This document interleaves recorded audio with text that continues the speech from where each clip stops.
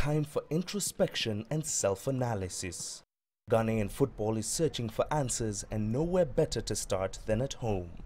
We as Ghanaians, as a country, Ghana took things for granted, and we were a bit complacent somehow, and I needed to admit, because I was the chairman of the Black Star Management Committee, and looking at how preparations went, looking at how we approached the matches, I think that we were a bit complacent, and so we've learned our lesson.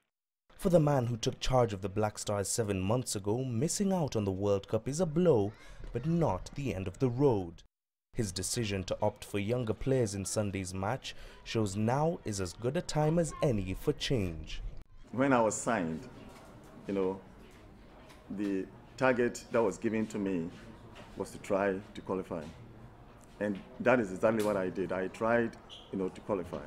But the essence of it is to make sure we get win something in 2019. Fans on both sides of the Egypt-Ghana divide are in agreement as to what needs to happen next. I understand the coach. He wants to build the team, the youngest. I understand the coach. He wants to build a team with young players.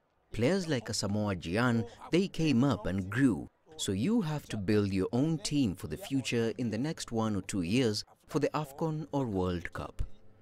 Advise Ghana is to invest in the local players more than the foreign players. Egypt was always qualified by the local players. Egypt takes the African Cup of Nations 3 times, 2006, 2008, 2010, by local players.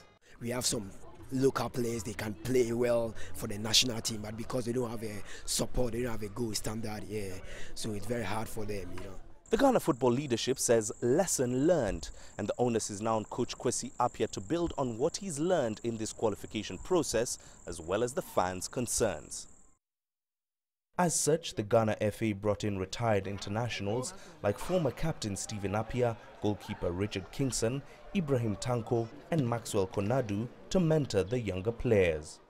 So we thought that, yes, this generation of technical men have the ability. They've seen top-level football. They've been able to educate themselves and get themselves equipped with the necessary regimen to train upcoming players. And don't forget that when you talk of the senior team A, it is not restricted to some group of people.